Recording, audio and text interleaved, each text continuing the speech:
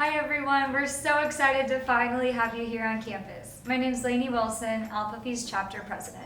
And I'm Hannah Campen, Vice President of Membership Recruitment. Since this is the beginning of your recruitment process, we want to remind you that this is a financial commitment, and we want you to make the best decision for you. The Big White House is our favorite place to be, and we've made so many memories here over the past couple of years. Our house truly feels like a home, and we've been fortunate enough to have had consistent renovations done during our time as members. 2 summers ago, our dining room got renovated, and this past summer, our bathrooms got redone as well.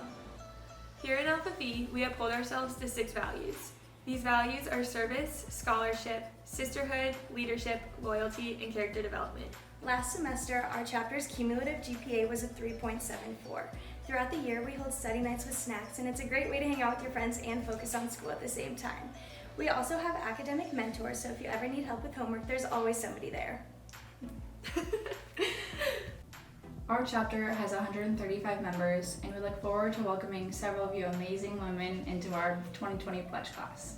Each one of our members is so unique. We are involved in over 150 campus activities, volunteer at 100 different organizations, and have a wide variety of majors.